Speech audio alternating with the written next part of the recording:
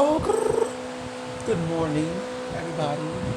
Um, so I was asked a question about the Democratic Party and the debates and the nominees and who do I think is going to make at least the top three. And my bet is Camilla,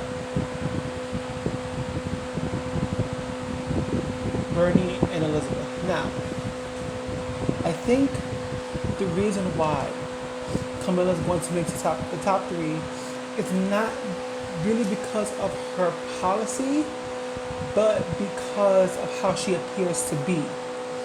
Now, she appears to be very motherly. She is believed to be very believable, and I think when you break down her record, you see that she's really not a progressive.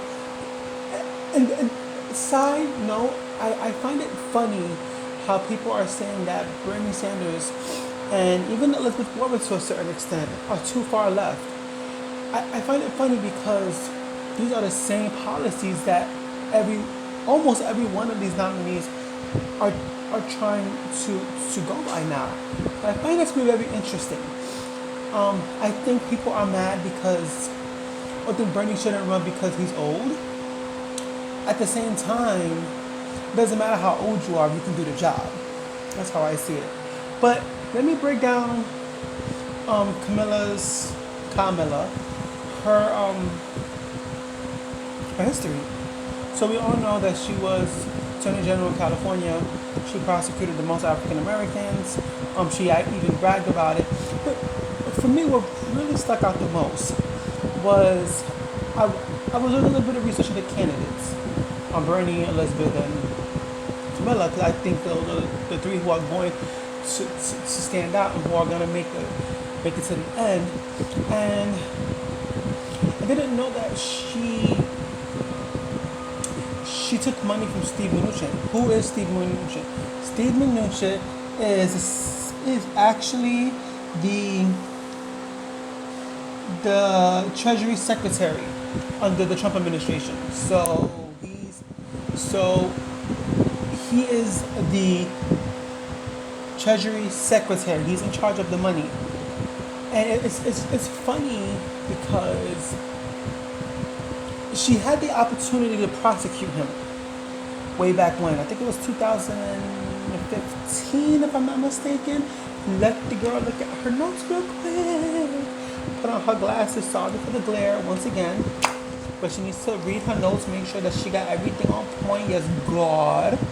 Yes, so according to the Intercept, an internal memo stating prosecutors at the California Attorney General office said they found over 1,000 violations of foreclosure laws by his bank during 2009 and 2015.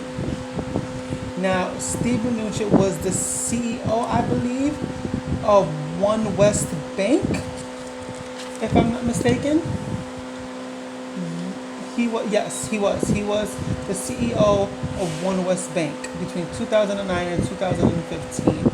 She said the decision was made by her office, and she stated this: "We went and followed the facts and evidence. We pursued it like any other case. We go, and we take a case wherever the facts lead us." I just find that statement to be very interesting because in 2015, she was the only Democrat to actually receive money from Steve Mnuchin. So I find it very interesting that she didn't prosecute him, even though there were over 1,000 violations, and she actually didn't even look at the underline to see if there were any more. She just stopped right there. She was like, "No, he already promised me he was going to give me money, so I really can't do anything else." That was what she did. So she received money, the only Democrat to receive money by Steve Mnuchin in 2015. Now, the amount of money honestly isn't really of importance. It's just the fact that you took money from him to me shows what kind of an individual you actually are. You know, money talks in your world, and that's not the kind of president we want. We want somebody who isn't brought by the big banks. We want somebody who isn't brought by pharmaceutical companies and lobbyists and all that stuff. We don't want that. So I just find it very interesting that she's okay with taking money from Steve Mnuchin.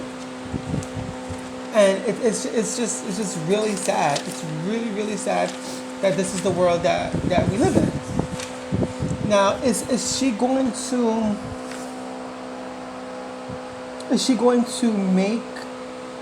make it to the top three? I do believe so. And yes, she did vote. She was against confirming him for the Treasury Secretary. She was against it. But if you think about it, had she gone after him as a prosecutor like she was supposed to, he would have never been a nominee in the first place. So she could have actually prevented Steve Mnuchin from being the nominee. But because he gave her money, she was like, no, I'm alright. I'm not doing that. You know why? Because the Democratic Party are punks. They really are punks. They won't fight for you. They will not fight for you. All the elitists, all the centrists, all the Democrats who claim to be liberals, who claim to be progressives, they're not going to fight for you because they're taking money from corporations. They're taking money from pharmaceutical companies. It may not be as much as the Republicans, but they're still doing it for the most part. You have very few Democrats who are actually starting a grassroots campaign.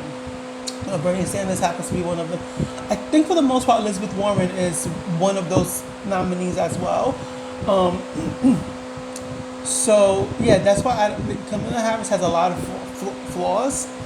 And I think for me, one of the biggest ones was taking that money from Steve Manuchin and not prosecuting him, because that shows where your alliance will be if you were to become president. If somebody gives you money, you're going to do exactly what they want you to do. That's what that shows. You know, going from Kamala now, going to Bernie Sanders. We all know Bernie Sanders has been fighting for civil rights for the past 40 years. He's been fighting for Medicare for all. He's been fighting for tuition-free college. His record actually goes without saying. He's the only critique I would give him is you can't go soft for Kamala. I know people are like, you know, you can't really, you have to be kind of gentle. You know, she is African American and she is a woman. No, this is not about sex. This is not about nationality. This is about becoming the president of the United States. The same way she went after Biden, you need to go after her. It's not, oh, but you know, when you, no, it's, you're a liar. You're a liar, point blank, and the period. You're a liar. You know, Tulsi Gabbard tried to do the same thing, I think yesterday, 2 days ago. And it's funny because they were like, she was on CBS and they asked about the back and forth between Kamala and Joe Biden, and she stated what she stated, and she had her strong feelings about it. And one of the anchors were like, you know, she's involved in a conversation that doesn't involve her. My dude, they asked her the question, what the hell did you want her to do? She has to answer it. So I don't understand what that was about. I felt like that anchor was probably the dumbest anchor in the world. But it was on CBS and it was aired June 8th. So I would definitely check that out, see how she felt about the exchange between Joe Biden and Kamala Harris. And like, you can't say something about somebody and then use the word but after it. Because honestly, what it does is it takes away the whole first part of the statement. If I say, oh, I'm sorry, but the apology is null and void. It doesn't matter anymore. If I say, oh, Joe Biden, I don't believe that you are a racist. I don't believe you are a racist. But you blah, blah, blah, blah, and so forth.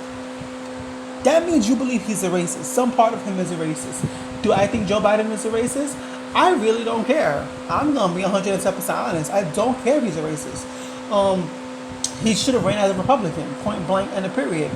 So like I said, going to Bernie Sanders, I think he just needs to fight harder when it comes to Kamala. I think she's going to be a challenge for him and Elizabeth Warren. Um, Maybe not too much Elizabeth because not even because African Americans are more aware of her time as prosecutor, as her time as senator. They are more aware of what's going on, so they don't really believe her. So they're actually more inclined to vote for Elizabeth rather than Camilla. I think she doesn't have the African American vote like they think she does, and it's not sad because it's actually a good thing because that means they're more aware of what's going on and who's representing them. So I will say that, and Elizabeth Warren, she's gonna make the top three as well, and I feel like her biggest her biggest thing is going after the banks, breaking up the big banks, and I think that's what she should focus on. Not not that that should be the only thing she should focus on because you can't have a one issue candidate, but because that's her strong suit and she doesn't care, like she goes after them really hard. I think that's what she should focus on. I think her her Medicare for all. She's basically almost the same platform as Bernie Sanders. There are little things here and there that make his platform a little bit different from hers, but at the end of the day, they're both very progressive platforms. Kamala Harris is not a progressive. She's not any of those things. She's actually she's a lawyer. She knows how to talk. That was her job. Like that is not like that was her job. That was what she had to do. You know, so when she went after Joe Biden the way that she did, she knew what she was doing. She had shirts made like literally right after the debate because she knew she was going to bring that up. Like it wasn't like, oh my god, it wasn't like a spare of the moment thing. It was, okay, I'm gonna bring this up because I know this is a weak point. I experienced it personally. The thing is, when you are in a debate and you are talking about somebody's political history and it affected you personally, that's going to get you so many points with the audience. It's like, oh my god, bendito, like she really went through that, oh my god. But she doesn't talk about all of the African Americans' lives who she messed up as her time as a prosecutor and as her time as Attorney General of California. She doesn't talk about those things. And I think those are the things that Bernie and Elizabeth needs to go after really hard. Like they can't be soft with her. It's not the time to be soft. It's the time to actually be hard. Like you have to go in hard. It's not playtime. Like it's not just Bernie and Hillary. It's not just one other candidate. You have to stand out. And if you have to hit her where it hurts, hit her where it hurts. That's just the way that it is. Politics. It's not personal, baby. It's not personal. And I know people are like, okay, Stormy, why are you going after Kamala so hard? Like why? Why? Why are you going after her? I don't understand. Why are you going after her? She's a woman. She seems progressive. Why? Is it because she's black? Oh my God. No, it's because of her policy. It's because of her history. That's what it's about for me. I don't care if you're gay, if you're straight, if you're black, if you're white, if you're Asian, if you're I don't care about any of those things. I care about your policy. And if you care about race or ethnicity and gender and all that stuff, that's your hang up, not mine. I don't care about that stuff. And I don't care about being a centrist. I'm not a centrist. No, you don't, no, that doesn't work. Again, the Democratic Party needs to stop trying to please the Republican Party. That's their problem. They're not pleasing the Democratic Party. They're so concerned about their donors and about making money and all of that stuff that they're not taking into consideration that you have people who are now turning 18, 19 years old who are voting for the first time and who were witnesses to things that happened to them, whether they were kids who were in school and things like that, and they know now what's going on. Those are the people that you should be trying to get. And that's why Bernie and Elizabeth are so popular, because those kids in 2015, 2016, 17, 18, like they saw that Bernie's message has always been consistent. Even in the 40s, his message has always been consistent. And And that's why he's very popular. That's why his African American approval rating has actually shot up 26% from last year, because he he he knows what he has to do. I think last time he didn't really want to hit Hillary so low, but he needs to with Camilla. Like, it's not even like, But anyway, that's my take. It's gonna be Bernie, Elizabeth, and Camilla, top three. Those are my top three. If you feel the same, let me know. If you don't, let me know who you think is gonna make the top three. Do you think it's gonna be Pete Buttigieg? Do you think it's gonna be Tulsi Gabbard? Do you think it's gonna be Cory Booker? Who do you guys think is gonna make the top three? Don't forget to like, share, and subscribe.